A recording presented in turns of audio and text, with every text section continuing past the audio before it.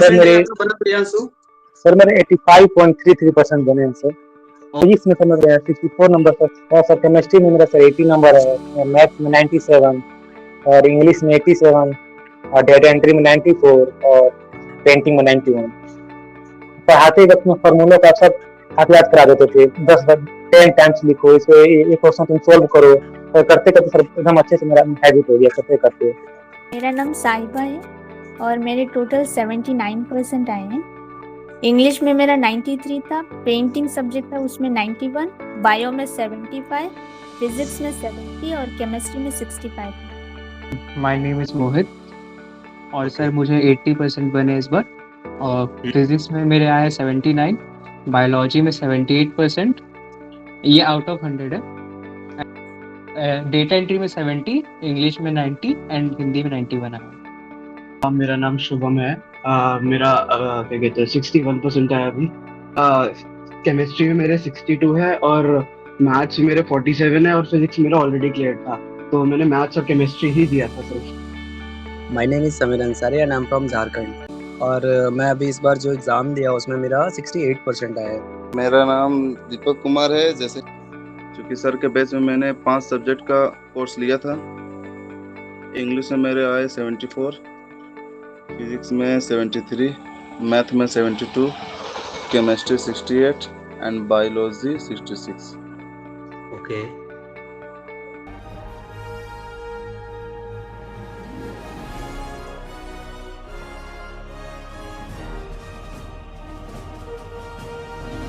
मोहित, आप बताइए कैसा इन्वायरमेंट या माहौल था? सर बहुत बढ़िया एनवायरनमेंट था सर, और जो नए बच्चे आने वाले हैं सर उनके लिए वेलकम है सर, क्योंकि इतने कम अफोर्डेबल प्राइस में सर और कोई तो पढ़ाता नहीं है। क्योंकि मैंने भी एक जन से ये कराया था, एक यूट्यूबर है जी। उनसे उन्होंने मुझे बोला था कि मैं कोचिंग कराऊंगा 7500 में। ओके। तो मैंने तो फीस पे कर दिया, but at the end sir उन्होंने लास्ट में जो पीडीएफ होते हैं वो मुझे भेज दिए। तो आपका क्लास ज्वाइन करने से मैंने 2-3 महीने पहले से मेरा प्रिपरेशन स्टार्ट था, सिर्फ वो पीडीएफ से पढ़ रहा था मैं, ठीक है। और जब लास्ट में वो मेरे को बोलते हैं 7500 लेने के बाद कि मेरे पास टीचर्स अवेलेबल नहीं है तो क्लासेस नहीं हो पाएंगे, लास्ट मोमेंट में उन्होंने भी मना कर दिया। तो सर जो लेजिट पढ़ाते हैं वो तो सर आप ही है, और सर जो आप सीरियस टॉपिक को भी फनी वे में पढ़ा देते हैं, जो आपका एग्जाम्पल्स होता है सर वो तो अलग ही है। मैं किचन से ज्यादा निकलता कहाँ हूँ, किचन में घूमता रहता हूँ, खाना बनाने से लेकर सब कुछ। और वही तो बोल देते सर। ओके। प्रियांशु, आप बताइए, आप बच गए हैं। जी सर, मैं यही कहना कितना जल्द से जल्द से सर वो लोग पूरे ग्रुप को ज्वाइन कर लेंगे। ऐसा यूट्यूब सर का बहुत सारा चैनल है सर जो पैसे लूटते हैं वाले, फ्रॉड करते हैं वाले, उनके चक्कर में ना पड़े। और सर इतनी कम प्राइस में सर पूरा सिलेबस कंप्लीट करा देते हैं, इतना सर कहीं नहीं मिलेगा। सबसे पहले तो हम मोहित से बात करना चाहेंगे। मोहित, आप अपना सबसे पहले अनम्यूट कीजिए और बताइए कि आपने जो प्रिपरेशन किया शुरू से लेके अब तक, वो शॉर्ट में बताइए कि कैसे जर्नी रहा हमारे क्लास तक पहुंचने का, और कैसा कुछ आपने फील किया या कुछ किया। आपको 2-3 मिनट का जो समय लेना आप ले सकते हैं और बता सकते हैं, बताइए। फिर हम एक एक करके और भी लोगों के पास आएंगे, आप सभी लोग बने रहिएगा। बताइए मोहित। सर पहले तो मैं ऑफलाइन जाता था कोचिंग के लिए, बट वहाँ पे जो एनआईएस ये था, एनआईएस का सिलेबस के साथ वो लोग टैली नहीं कर पाते थे, क्योंकि वो सीबीएसई के स्टूडेंट्स को ये ज़्यादा वेटेज देते थे।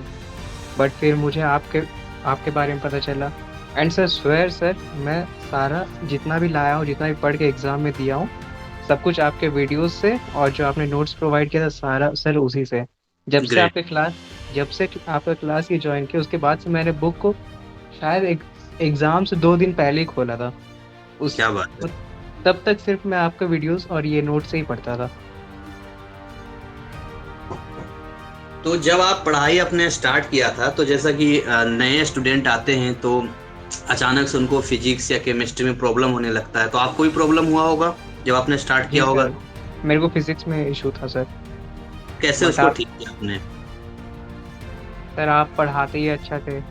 और जैसे कि आपने कुछ ऐसा कुछ स्पेशल किया हो या कुछ ऐसा आप बहुत बताना चाहते हो कि जैसे नोट्स लिखना या मैं ऐसा कहता हूँ फार्मूला लिखना चाहिए, ऐसा कुछ आपने किया हाँ था? सर, एक फॉर्मूला जैसे आप बोलते हैं ना, एक फॉर्मूला तो 5 से 6 बार लिखो जब तक वो बाय हार्ट ना हो जाए, तब तक लिखते थे सर। बहुत अच्छे से प्रैक्टिस करते थे। ओके। तो इसमें इस पूरे स्टडी के दौरान जैसे कि होता है ना कि आप जब पूरा पढ़ के जाते हैं तो कई बार नर्वस फील करते हैं, कई बार लगता है हम भूल चुके हैं, बहुत एक माइंड में घबराहट सी होती है, तो कभी आपको ऐसा घबराहट सा लगा? जी सर, एग्जामिनेशन हॉल में लगता था, बट सर वहाँ पे दोस्त लोग मिल गए। उसके बाद जब एग्जाम देने बैठते सिर्फ 5 मिनट तक ही लगता है, उसके बाद वैसा कुछ फील नहीं होता। राइट। कितना दिन में आपने प्रिपरेशन कंप्लीट किया? सर जब आपका बैच अनाउंस हुआ तब से सर। ओके, मतलब प्रॉपर 3 महीने का जी समय सर, लिया? जी सर, जी सर, 3 मंथ्स। 3 मंथ्स का आपने टाइम लिया। जी और कुछ बोलना चाहेंगे मोहित? नहीं सर, बस इतना ही। ठीक है, ओके। नेक्स्ट आते हैं। बहुत बहुत आपका धन्यवाद जो आप शेयर कर रहे हैं इन्फॉर्मेशन। बाकी जितने भी नेक्स्ट सेशन के स्टूडेंट हैं बहुत ध्यान से इनके रखें, आपको भी जस्ट थोड़ी देर में मौका मिलेगा इनसे सवाल पूछने का भी। और अगला हम साहिबा के पास आएंगे। साहिबा, आप अपने माइक को अनम्यूट कर लीजिए और आप एक ब्रीफ में 2-3 मिनट का समय लेके हमें अपना एक्सपीरियंस शेयर कर सकते हैं, बता सकते हैं। सर पहले तो मैं आपको बहुत थैंक यू कहना चाहूँगी कि आज जो भी हमारे परसेंटेज, जो भी मार्क्स हैं, सिर्फ आपकी वजह से आए हैं। क्योंकि मैंने 2019 में मेरा 10th किया था, उसके बाद कुछ फाइनेंशियली कंडीशन की वजह से मेरी स्टडी स्टॉप हो गई थी। ओके। उसके 3 इयर्स बाद मैंने 12th किया, 12th में एडमिशन लिया NIOS से, और वो भी साइंस स्ट्रीम ले लिया, तो कुछ समझ ही नहीं आ रहा था। मैंने ऑफलाइन बहुत सारे पैसे भी वेस्ट कर दिए, बहुत जगह ज्वाइन है। सब लोग कहते हैं कि NIOS क्या है, मुझे समझ नहीं आता है, ऐसे लोग बोलते थे। सिर्फ आप ही का एक ऑफलाइन यूट्यूब चैनल था कितना जहाँ चार्ज कर रहे थे ऑफलाइन में? मैंने 3 जगह ज्वाइन किया। एक जगह तो 26,000 था, पूरा मैंने पे कर दिया और मैं गई भी नहीं ठीक से। ओहो। और एक जगह मैंने 3,000 पे किया, और एक जगह मैंने कुछ समथिंग 7-8,000 पे किया। पूरे पैसे वेस्ट चले गए। चलिए, यहाँ सब वसूल हो गया आपका। तो कैसा फिर प्रिपरेशन का दौर रहा जब आपने शुरू समझ किया तो? नहीं आया। केमिस्ट्री मुझे बहुत इंटरेस्ट आता था, आप इतना मतलब हंस के पढ़ाते थे। फिजिक्स में फिर भी मुझे प्रॉब्लम होती थी। मैंने तो गलती एक कर दी कि फिजिक्स मैंने पढ़ना ही छोड़ दिया। मैंने सोचा मैं नहीं पढ़ूंगी फिजिक्स, बहुत डिफिकल्ट, क्योंकि मेरे पास मैथ्स नहीं था। ओह। फिर एट लास्ट मैंने लास्ट में सोचा एक बार देखती हूँ फिजिक्स कैसे। मैंने सोचा था फिजिक्स में एक सब्जेक्ट ड्रॉप करके बाद में दूंगी, पर फिर मैंने कंटिन्यूअली ऑब्जर्व किया, आपके सारे वीडियोस को देखा, तो मुझे अच्छे से समझ आ गया। तो केमिस्ट्री से ज़्यादा मार्क्स मेरे फिजिक्स में ही आ गए। क्या बात है, क्या बात है। इनके लिए क्लैपिंग कर सकते हैं सिंबल तौर पे जो आपके पास है, क्योंकि फिजिक्स में इंटरेस्ट नहीं था, फिजिक्स को पढ़ना शुरू किया, फिजिक्स में नंबर ज़्यादा आ गया। ये तो बहुत बड़ा इंस्पिरेशन है उन विद्यार्थियों के लिए जो फिजिक्स में डरते रहते हैं। आगे बताइए। बस थैंक यू कहना चाहेंगे। अच्छा, ये बताइए, आपने मतलब मैं भी इस बात के लेकर काफी आपसे इंस्पायर्ड हो रहा हूँ कि फिजिक्स को लेकर कि लास्ट मोमेंट में कितना टाइम आपने फिजिक्स में दिया जो आपका फिजिक्स में ज्यादा नंबर आ गया? कैसे आपने मेरे कंटेंट को किस तरीके से उसको मैनेज किया, टाइम मैनेज किया? वो तो मुझे भी नहीं पता। मैंने स्टार्टिंग में फिजिक्स का आपके लेक्चर्स भी नहीं देखे। मुझे एक डर बैठ गया था कि फिजिक्स डिफिकल्ट होती है, फिजिक्स हार्ड होता है। पर लास्ट मोमेंट पे मैं शायद 2 मंथ्स हो गए, 2 मंथ्स में या उससे भी कम ही हो गए, तब मुझे लगा कि पढ़ना चाहिए। तो मैंने कंटिन्यूसली फिजिक्स पे ही, फिर सारे सब्जेक्ट को छोड़ के मैंने फिजिक्स को ही फोकस करके देखा। बहुत बड़ी बात है। कुछ ऐसा चीज जो आपने जैसे नोट्स लिखा हो या कुछ ऐसी चीजें जो आपको लगता है कि ये चीजें आपने अलग से किया हो या ये गलती नहीं करनी चाहिए? गलती मेरी कभी कभी थी कि मैं लाइव अटेंड नहीं करती थी। लाइव क्लास का मतलब बहुत अच्छा बेनिफिट, अगर हम पहले भी रिकॉर्डेड से कर लें तो लाइव अटेंड कर ले तो उससे एक रिवीजन हो जाता है। मैं कभी कभी लाइफ छोड़ देती थी, तो वो शायद मेरा माइनस। ओके ओके, चलिए ठीक है। आपका इंग्लिश में 93 आ गया, तो कैसा आपको, आप मुझे चैट में ही बता रहे थे, तो उसका प्रिपरेशन थोड़ा बता दीजिए, क्योंकि कोर्स तो मैंने ही तैयार किया। इंग्लिश में ये है कि आपको टाइम मैनेजमेंट अच्छे से 3 आवर्स में आपको इतना फास्ट लिखना होगा, क्योंकि लेटर राइटिंग होता है, एस्से राइटिंग होता है, पैराग्राफ में होता है। जितना फास्ट आप इजी रहता है, कोई भी अच्छे से लिख सकता है उसको। अगर एक बार सिर्फ नोट्स ना पढ़ के भी वीडियोस को देख ले अच्छे से, ग्रामर वगैरह, बस उनको हाथ जितना फास्ट चला सके उतने अच्छे मार्क्स आने वाले। बहुत बढ़िया। कोर्स मैंने तैयार किया था, तो तैयार करते समय तो हमेशा मेरे माइंड में होता है कि फिजिक्स में अच्छे आएंगे, केमिस्ट्री में अच्छा आएगा, तो इंग्लिश को मैं ऐसे लाइटली ले रहा था जैसे ठीक है, चलो डिमांड है तो कर देते हैं। बट आपने ना एक क्या बोलते हैं, बड़ा बढ़िया नंबर लेके 93 ला के, उसका आपकी वजह से वो कोर्स का जो क्या बोलते हैं वैल्यू बढ़ गई, स्टैंडर्ड हो गया मेरी नज़र में, क्योंकि मैं तो फिजिक्स केमिस्ट्री के सामने अपने उस कोर्स को कभी रखता ही नहीं था। लेकिन आज के बाद से तो मैं जैसे ही इंग्लिश सुनता हूँ तो आपका 93 मार्क्स ध्यान आ जाता है। खैर एनीवे, अच्छा लगा, क्योंकि देखिए किसी भी सब्जेक्ट में मार्क्स आए, ओवरऑल वो परसेंटेज बढ़ता है, और ये सबसे प्लस पॉइंट होता है स्टूडेंट के लिए, क्योंकि परसेंटेज इनहेंस हो जाता है उसका। आगे आते हैं हमारे बीच में जो है शायद दीपक भी हमारा फेवरेट स्टूडेंट रहा। Deepak, good evening sir. Good evening. अपना इंट्रोडक्शन दीजिए। मेरा नाम दीपक कुमार है। जैसे कि मैं सर के बैच में ये अप्रैल 2022 के बैच से ही ज्वाइन हूँ। मैंने 2 बार सर का बैच ज्वाइन रहा, 1 अप्रैल सेशन और 1 अक्टूबर का सेशन, और ये अप्रैल वाला 2023 का सेशन। मतलब आपने जो है अप्रैल में एग्जाम देना था इनको, लेकिन उन्होंने पहले ही ज्वाइन कर लिया, जैसे कि अभी कोई अप्रैल वाला विद्यार्थी अक्टूबर के साथ पढ़ रहा है। ठीक है, बताइए दीपक, आगे कितने परसेंटेज आया और किस सब्जेक्ट में कितना आया? के बैच में मैंने 5 सब्जेक्ट का कोर्स लिया था। इंग्लिश में मेरे आए 74, फिजिक्स में 73, मैथ में 72, केमिस्ट्री 68 एंड बायोलॉजी 66। ओके, तो दीपक आपकी तैयारी आपने इतना पहले से किया था, और बीच में जहाँ तक ऐसा भी मैंने देखा है कि बीच में थोड़े दिन के लिए, मतलब क्लास लाइव में मैं आपको देख नहीं रहा था, बीच में बहुत दिन तक मैंने आपको नहीं देखा था। जी सर, बहुत दिन गायब था। हाँ, तो आप ओवरऑल परसेंटेज कितनी बनी है दीपक? ओवरऑल परसेंटेज बताइए जी। कोई पूछ रही है, आप एक बार ओवरऑल बताइए कितना परसेंटेज बना आपका? 74% बना है। तो ऐसा दीपक, आपने सारे, मतलब फिजिक्स भी हमारे यहाँ सब्सक्रिप्शन था, आपका केमिस्ट्री का भी था, मैथ का भी था, बायो भी आपने किया, शायद इंग्लिश का भी आपने लिया था। जी सर, है ना, 5 सब्जेक्ट का आपने लिया था। मुझे बहुत खुशी है कि आप बहुत अच्छे मार्क्स लाए उसमें। तो जैसे कि आपने जब इसको पढ़ना शुरू किया, क्योंकि वो एक विद्यार्थी देखिए वो होते हैं जो बिल्कुल एग्जाम के नजदीक में आते हैं, और क्योंकि उनको पढ़ना ही होता है, देन आफ्टर जो है वो फिर किसी भी तरीके से पढ़ के निकल जाते हैं। जैसे साहिबा ने कहा कि लास्ट में 2 महीने फिजिक्स पढ़ना शुरू किया और अच्छे नंबर आ गए। तो आप इतने दिन पहले से पढ़ रहे थे, तो आपका टाइम मैनेजमेंट कैसा था? क्या पॉइंट ऑफ व्यू था? किस सब्जेक्ट को कितना टाइम दिया, या बीच में कोई गलती हो गई, क्या कुछ रहा? थोड़ा सा बताइए ब्रीफ में।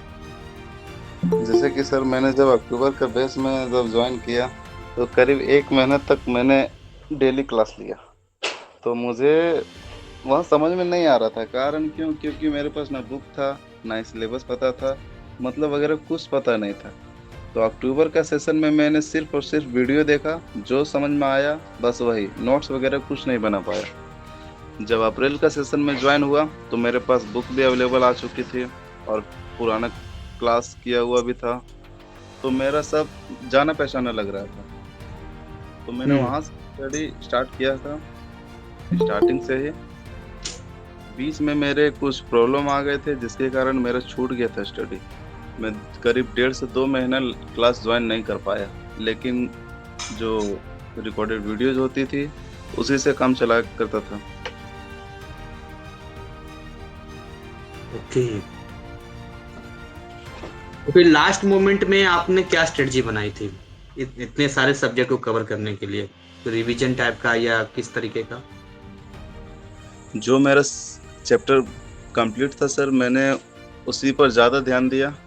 जो चैप्टर कम मार्क्स के थे उसको इग्नोर किया। ओके,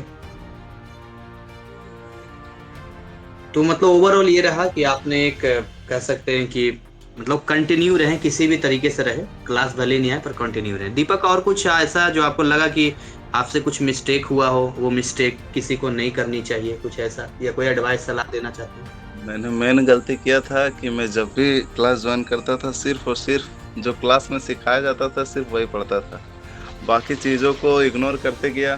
करीब 1-1.5 महीने तक मैंने ये गलती किया, जिसके कारण मेरे सर पर बर्डन आ गया था।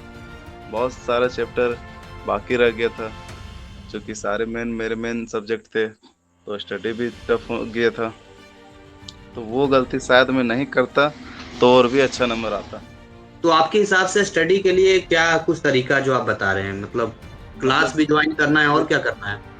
डेली जितना ही सीखना है वो पूरा कंप्लीट अच्छी तरह से कम सीखें। जो वीडियो जो लाइव क्लास में चलता है उसी के अकॉर्डिंग सारा स्टडी कंप्लीट करें, सिर्फ देख करके ही छोड़ ना दें, याद भी जरूरी है।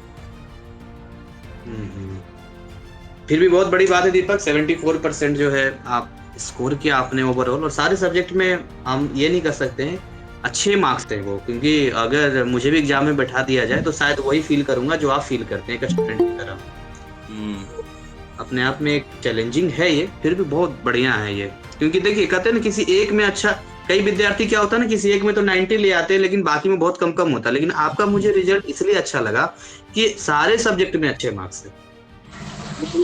सारे सब्जेक्ट को मेरा मेन मोटिव था कि जितना हो सके उतना सब में बेस्ट करना, किसी एक में फेल होकर के फिर बात वही बराबर का हो जाता है कि फेल ही कहलाता है, फिर वैसा मेहनत क्या, कोई काम का नहीं। मैंने किसी ग्रुप में देखा था, यही ग्रुप में कोई लड़का था जिसका 2-3 सब्जेक्ट में अच्छा नंबर आया, 70+ था, लेकिन फिजिक्स और केमिस्ट्री का बारी आया तो 4 नंबर और 8 नंबर। तो ऐसा नहीं होना चाहिए। जब मेहनत ही करना है तो सारा सब्जेक्ट लिए हुए हो, पहले से पता है, तो बराबर ध्यान देना चाहिए। ठीक है दीपक, बहुत अच्छा लगा आपसे बात करके। ओके समीर, आप बताइए क्या आप कितना परसेंटेज आपका आया है? सर 68 पॉइंट समथिंग है, 68.4। ओके, तो कैसा आपका रहा? क्योंकि पर्सनली आपसे मेरी बात होती थी, तो वो आप अपने बारे में खुद से बताएंगे तो ज़्यादा अच्छा रहेगा। जो भी चीज़ें वो आपकी इच्छा है, जो भी आप अपने स्टडी को लेकर जैसे बताना चाहते हैं, तो बस आपकी ज़बानी ही ये लोग सुनना चाहते हैं। मैं तो आपको बहुत ही मतलब फ़ोन से रेगुलर बातचीत होती थी, पर आप बताइए कि शुरू से जर्नी कैसी रही यहाँ तक का, कैसे स्ट्रगल रहा और कैसे आपने एडजस्ट किया, मैनेज किया टाइम टेबल यहाँ तक आने का? सर सबसे पहले मेरा NIOS में एडमिशन लेने का पर्पज़ ये था कि सर मैं एक्चुअली अपना स्टेट बोर्ड से ही कर रहा था 12th, बट 1 साल मेरा कुछ कारणवश बैक लगा तो मैं डायरेक्ट NIOS में एडमिशन ले लिया, क्योंकि मैं बैक नहीं चाहता था। और फिर मतलब ऑफलाइन क्लासेस देखे, वहाँ के चार्जेस बहुत ज़्यादा थे, पर सब्जेक्ट कुछ 1500 मंथली के कुछ थे। तो फिर मैं फाइनेंशियली मेरा थोड़ा सा बैकग्राउंड भी वीक है, तो मैं फिर छोड़ दिया सर। फिर मैं ऑनलाइन कुछ देखने लगा, फिर आपका क्लास मिला सर, फिर मैंने आपसे बात करी और आपके बैच का सब्सक्रिप्शन वगैरह लिया, और बस धीरे धीरे। और सर मैं आप तो मेरे को अच्छे से जानते हैं सर कि मैं पार्ट टाइम जॉब भी करता था, स्टडी भी करता था मैं। तो जॉब के साथ स्टडी, मतलब सर ओवरऑल मैं ये बोलना चाहूँगा कि सर मैंने कभी बर्डन नहीं लिया सर, कि प्रेशर होता है ना कि बस करना है, कैसे होगा, मैं बस जो है हो जाएगा। और मैं सर स्टडी का बात करूँ तो लास्ट के 3 महीने पढ़ा, वो भी बहुत केयरलेस टाइप का, बट फिर भी हो गया सर ओवरऑल। मैं हमेशा इनको मोटिवेट करता था जब ये मुझे फोन करते थे, ये समीर हो जाएगा। बस सर ये था कि लास्ट के जब 3 महीने थे, जब भी मैं अपना जॉब वॉब छोड़ के मैं घर आ गया था, तो फिर मैं एक कंसिस्टेंसी मेंटेन किया सर, ये बोलूँगा। और लाइव क्लासेस जब हुई मैं तब अटेंड किया। जो भी रिकॉर्डेड लेक्चर जो टास्क मिलते थे, मैं वहीं पे बैठ के और साथ नोट्स वगैरह बनाया। बाकी मैंने ऐसे सेल्फ स्टडी कभी नहीं करी सर। बस जो आपके लेक्चर्स थे वहाँ से नोट डाउन किया और लाइव क्लास अटेंड करी है बस। कुछ ऐसी गलतियाँ कुछ ऐसे देखो, पूछ रहे कितने आवर्स पढ़ते थे आप, देखिए कितने घंटे पढ़ते थे आप? सर ऐसे तो एग्जैक्ट नहीं बोल सकते सर, क्योंकि जितना आपका लाइव क्लास होता था, जैसे कि सर लाइव क्लास एक दिन में दो होते थे, 3 घंटे लाइव क्लास, और मुश्किल से शायद मैं कभी कभी लेक्चर देख लिया, बस उतना ही। सेल्फ स्टडी नहीं करी है सर मैंने बिल्कुल भी। बाकी बस सेल्फ lecture स्टडी करते तो आप लगता है 80-90 पहुंचा देते हैं ना? उतना तो चला जाता सर, और काफ़ी लेट भी स्टार्ट किया सर। मैं जैसा बोलूँ कि दीपक जैसा ही मैंने अक्टूबर में ही बैच लिया था सर, लेकिन थोड़ा सा फाइनेंशियल इशू के कारण मैं जॉब वॉब फिर करने लग गया, फिर कॉन्टैक्ट में भी नहीं रह पाया आपके। बस लास्ट के 3 महीने कुछ स्टडी करे और बस कंसिस्टेंसी मेंटेन किया सर। मैं बस यही बोलूँगा कि जो भी पढ़ रहा है बस एक कंसिस्टेंसी मेंटेन करके रखे। अगर वो पढ़ रहा है, लाइव क्लास अटेंड कर रहे हैं, तो कंटिन्यू लास्ट तक करे और प्रेशर ना ले सर, बाकी जो होना है हो जाएगा। सही बात है। और ठीक है, आपने अपना एक्सपीरियंस शेयर किया। शुभम प्रताप है, नोएडा से आप हैं? हाँ जी, हाँ जी। हाँ जी, बताइए शुभम, अपने बारे में बताइए, आप कितना परसेंटेज रहा आपका? सर मेरा 61 रहा, वही उसी रीजन से कि मतलब मेरा मैथ्स और केमिस्ट्री ही रह गया था। तो अब इन दोनों के हाँ, बाकी के मेरे डेटा एंट्री में 77 है, इंग्लिश में 70 समथिंग 72 है, और और बाकी क्या कहते हैं, मैथ्स नहीं, सॉरी, फिजिक्स में मेरा 40 नहीं, फिजिक्स में मेरा 50 है। और बाकी जो ये इसमें मैथ्स और केमिस्ट्री मेरा डाउन हो गया, क्योंकि मैं एंड में ना मैं होपलेस हो गया था कि मतलब मेरा अक्टूबर में मेरा जब रिजल्ट आया था, तो आपको पता होगा कि मैंने आपको मैसेज करा था कि सर अक्टूबर में मेरा मैथ्स और केमिस्ट्री रह गया था, इसलिए मैं अप्रैल में फिर से देना चाहूँगा। तो फिर मैंने जब अप्रैल फिर से दिया, तो फिर उस वजह से ना मैं एक ही वे ही फोकस कर पा रहा था, जैसे मैं केमिस्ट्री पे फोकस कर पा रहा था, मैथ्स मेरा छूट जा रहा था। तो यही था कि केमिस्ट्री का जैसे आपने बताया था, जो आप सिलेबस देते थे कि आप फिजिकल केमिस्ट्री पे इतना करना कर लीजिए, इनऑर्गेनिक आप लेकर ही चलिए, ऐसे आप बताते थे, जो आप जितना भी आपने गाइड करा है, उसी हिसाब से मैंने अपनी लास्ट 20 डेज में शायद से मैंने प्रिपरेशन करी है इस चीज की। क्या बात है। तो केमिस्ट्री में कितना स्कोर हुआ था अप्रैल में? केमिस्ट्री में मेरा मैं फेल था, सॉरी अक्टूबर में फेल था, और ये केमिस्ट्री में मेरे अब जाके अप्रैल में आया 62। और मैथ में? मैथ्स में 47 है। 47, ओके।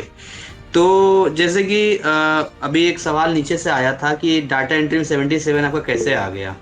अभी एक सवाल सर, ये डेटा एंट्री में सही बताऊं तो ये सिर्फ आपका प्रैक्टिकल, उसमें ये है कि प्रैक्टिकल में सबसे ज्यादा मार्क्स है, थ्योरी आपके कम मार्क्स का है।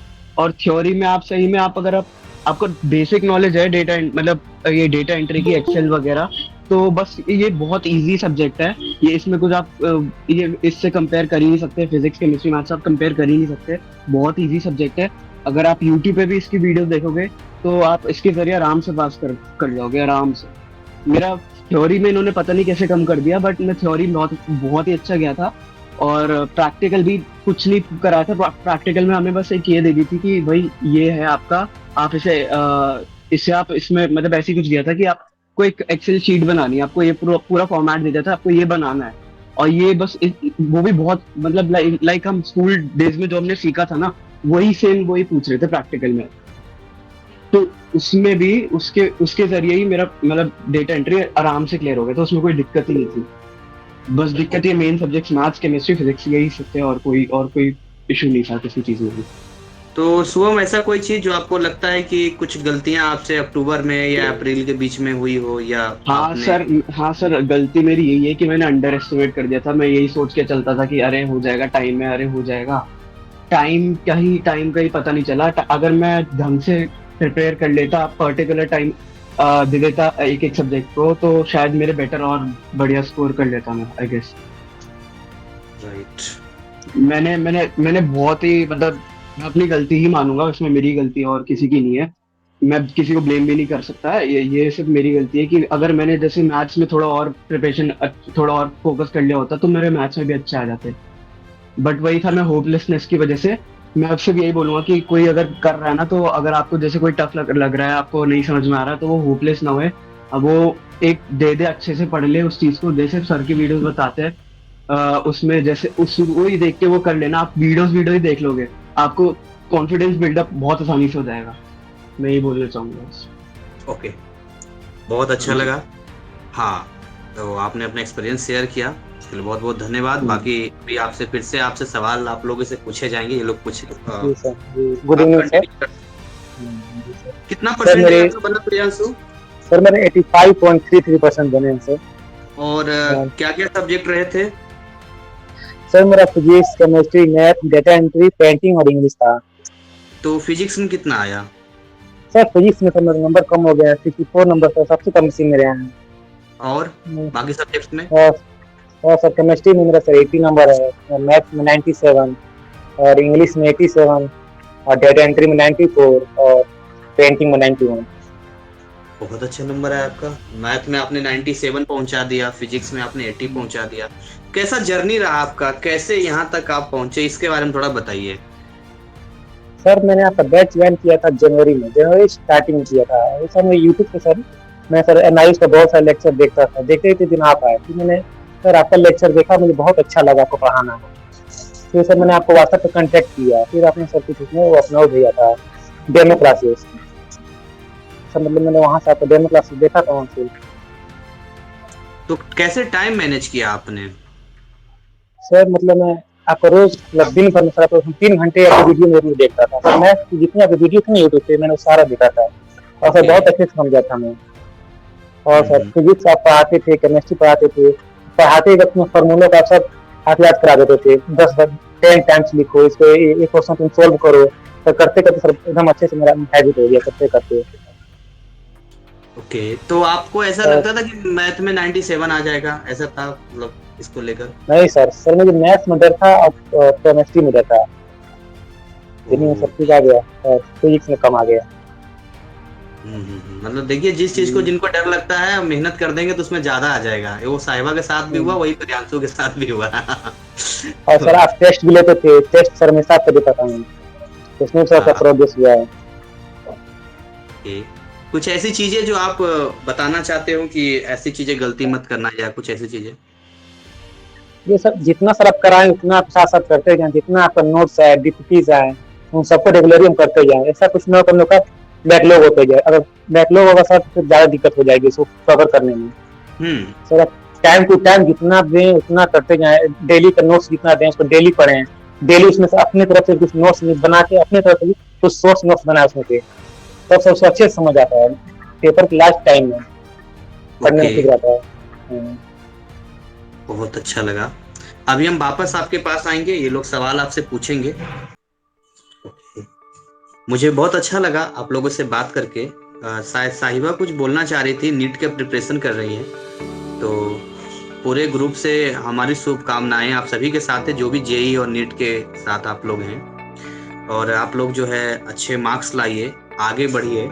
और हमारा प्रयास देखिए यही रहता है कि मैं कह सकते हैं कि मेरे एक प्रयास होता है ना केवल एक अच्छा टीचर बनने का, सबसे पहले मेरी कोशिश होती है एक अच्छा फ्रेंड बनने का। क्योंकि जब तक मैं आपके साथ एक अच्छा दोस्त नहीं बन पाऊंगा तब तक मैं आपको समझ नहीं पाऊंगा, और जब तक मैं आपको समझ नहीं पाऊंगा तब तक आप कहाँ फंस सकते हैं, मतलब आप 1 महीना बाद 10 दिन बाद कहाँ फंसेंगे, वो चीजें मुझे मालूम होनी चाहिए। ये मेरा प्रोफेशन कहता है। लेकिन उसको डील कैसे करना है ये मेरे बिहेव पर डिपेंड करता है, और मेरा बिहेव डिपेंड करता है कि आपके साथ जो है कैसा मेरा बॉन्डिंग है, कैसा बॉन्डिंग है, आप कैसा फील करते हैं। क्योंकि जब आप हमारा क्लास ज्वाइन करते हैं तो ऐसा नहीं है कि केवल मैं एक अकेला पढ़ाने वाला हूँ, मुझसे भी बहुत अच्छे अच्छे लोग पढ़ाने वाले हैं, अच्छे अच्छे टॉपिक को क्लियर करते हैं। बट चक्कर ये है कि आप उस टॉपिक की वजह से नहीं सीखते हैं, आप उस टॉपिक को पहले मुझ में इंटरेस्ट लेते हैं। क्योंकि अगर मेरे साथ आपका इंटरेस्ट नहीं होगा तो आसान टॉपिक को भी ना मैं समझा पाऊंगा ना आप समझ पाएंगे। तो सबसे पहला मोटो जो ये होता है कि आपको एक ऐसा माहौल दें कि आपको मुझसे बात करना अच्छा लगे। आप क्या करते हैं जनरली, आप घर में होते हैं तो अपने दोस्त के साथ फोन पे बात करते हैं, उसके साथ घूमना आपको अच्छा लगता है, उसके साथ अपना एक्सपीरियंस मतलब बातें बताना अच्छा लगता है, तो यानी आप समय देते हैं अपने मित्र को, अपने फ्रेंड को। तो ये चीज मैं सोचता हूँ कि अगर आप 1 घंटा मेरा क्लास ले रहे हैं तो आप ये सोच के आए कि भाई सर के साथ मजा आएगा। तो इसलिए बीच बीच में मैं एग्जाम्पल भी देता हूँ, तो वो एग्जाम्पल भी एक पर्पस से होता है और जो टॉपिक समझाना होता है उसके रिगार्डिंग उस टॉपिक को उठाता हूँ मैं। ये नहीं कहीं का कहीं कुछ भी कर दिया, उतना टाइम नहीं होता है क्योंकि ऑलरेडी बड़ा सिलेबस है। तो हमारा हमेशा से प्रयास रहा है और आप लोग का सपोर्ट और प्यार हमेशा रहा है, जिसकी वजह से जो है आज ये तीसरा मेरा बैच है और अपने आप में ऐसा लगता है कि एक नया कीर्तिमान हासिल मैं कर रहा हूँ। और एक कह सकते हैं कि जैसे कहते हैं ना कि समय बीतता जाता है, आप लोग के लिए तो हर एक बैच आपके लिए स्पेशल है, पर मेरे लाइफ में ये तीसरा बैच आ चुका है। थर्ड बैच मतलब आप समझिए कि एक हमारे लाइफ में प्लस होते जा रहा है और हर बैच का अपना एक एक्सपीरियंस होता है, हर बैच का एक्सपीरियंस होता है। आप सभी ने मेहनत किया, ऐसा नहीं है। हो सकता है समय सिचुएशन की बात है तो वो आपका पर्सनल हो सकता है, जिसका खामियाजा आप ही को भुगतना है। और आपको शायद कम नंबर आया है तो आप अच्छे से जानते हैं कि शायद और मेहनत करते तो और अच्छा आता। और ये सबक भी है अगले सेशन के विद्यार्थियों के लिए कि अगर आप लापरवाही करेंगे तो लापरवाही जो है आपको जो है, वो कहते हैं ना अमिताभ बच्चन, देखा आपने लापरवाही का नतीजा, तो वो नतीजा आपको रिजल्ट में दिखता है। तो मैंने ये सोचा कि NIS में आने के बाद ये तो ऐसा लगता है ना अनाथ बच्चे होते बिना माँ बाप के, जिसका कोई आगे पीछे सुनने वाला नहीं है, जिसकी कोई रिस्पेक्ट नहीं है। तो मुझे ये चीज बहुत ही बुरी लगी। और कुछ लोग हैं भी तो नोचने वाले हैं, लूटने वाले हैं, खाने वाले हैं। तो उनकी मदद करने की बजाय उनसे कैसे उनके प्रॉब्लम से, उनके क्या बोलते हैं डिप्रेशन, उनके होपलेस से कैसे फायदा उठाया जाए, इसका वो लोग जुगाड़ लगा के बैठे हैं, इतना दे दो, ये कर दो, वो कर दो। तो मेरे आने के बाद सबसे पहली चीज जो मेरा अभी भी फोकस ये होता है कि मैं ऐसा क्या करूं जिससे कि मैं विद्यार्थियों की मदद कर पाऊं। आपको जानकर हैरानी होगी कि मैंने 50% हिस्ट्री का सिलेबस कर दिया। क्या हिस्ट्री मेरा सब्जेक्ट है? मैं अभी पॉलिटिकल साइंस पे काम कर रहा हूँ, क्या पॉलिटिकल साइंस मेरा सब्जेक्ट है? ज्योग्राफी पे काम कर रहा हूँ, क्या ज्योग्राफी मेरा सब्जेक्ट है? और तो और कोई और टीचर होता है जो अपना स्टैंडर्ड फिजिक्स से, केमिस्ट्री से, मैथ से ले जाना चाहता है, वो अपने आप को इतना नीचा क्यों ले जाएगा कि हिंदी का सिलेबस करवाएगा, यूट्यूब पर हिंदी के वीडियो डालेगा, इंग्लिश का कोर्स वो क्यों डिजाइन करेगा? आप बात समझिए। कई लोग समझने की सोचते हैं आप पैसा कमाने के लिए आप कर रहे होंगे, सोच सकते हैं सोचने वाले, लेकिन आप ये सोचिए कि आखिर रीजन क्या है कि मैं इतनी सारी चीजों को बढ़ाता जा रहा हूँ और आप लोग इतना सपोर्ट और प्यार करते हैं, एक्सेप्ट करते हैं। ये भी मेरे लिए किसी वरदान से कम नहीं है, क्योंकि एक टीचर को इतने रूपों में देखना ये बहुत बड़ी बात है।